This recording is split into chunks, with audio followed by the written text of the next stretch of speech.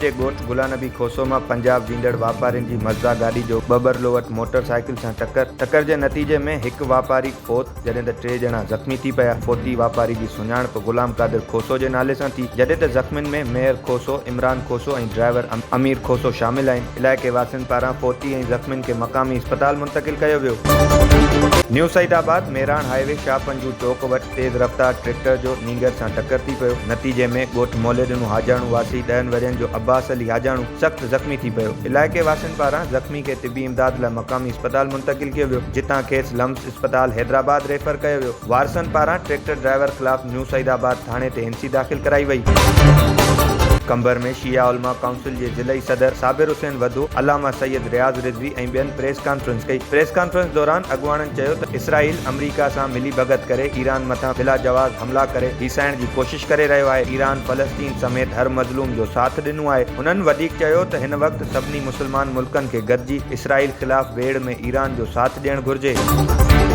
ख़ैबर क़ौमी शाहराह ते गुज़िरियल हिकु ॾींहं खां ट्रैफ़िक जाम 24 कलाक गुज़रण बावजूद इंतज़ामिया ट्रैफ़िक बहाल कराइण में मुकमल नाकाम। गुज़िरियल राति 10 बजे ख़ैबर वेझो सेखाट रोड ते ट्रालर कल्टी थियण सबबि ट्रैफ़िक जाम थियो। गाॾियुनि जी डिघियुनि कतारुनि सबबि मुसाफ़िर तोड़े मरीज़ सख़्तु परेशानियुनि खे मुंहुं ॾियण ते मजबूर।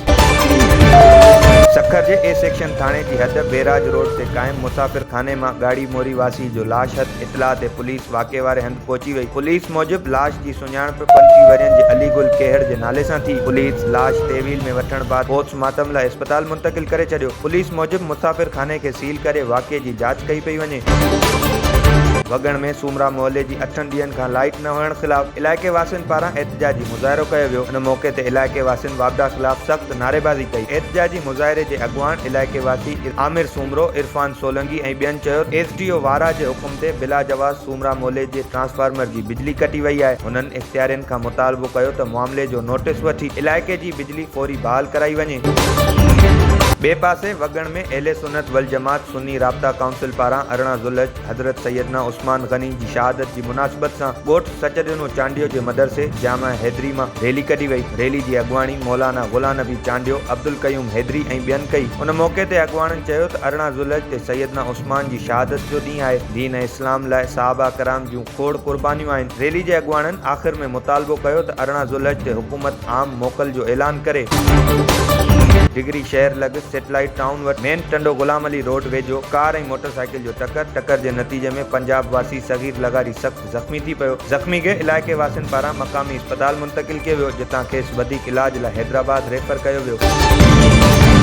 शहदादपुर वेझो जमड़ाऊ कैनाल ओवरटॉप थियण लॻो। कैनाल मां गारो पवण जो ख़दशो वधण लॻो। ॻोठाणनि पारां आपाशी अमले खे इतला ॾियण बावजूद अमलो अघोड़ निंड सुतल। ॻोठाणनि पारां पंहिंजी मदद पाण करे रोणियुनि खे बंदि कयो वियो। हुन मौक़े ते ॻोठाणनि ॿुधायो त पाणी में चाड़ जूं शिकायत आपाशी अमले खे ॾिनी आहे, पर हथरादू बंदिश सबबि पाणी ओवरटॉप थियण लॻो आहे। हुननि मुतालबो कयो त जमड़ाऊ कैनाल जी शाखुनि खे खोले पाणी जे चाड़ में लाथ आंदी वञे।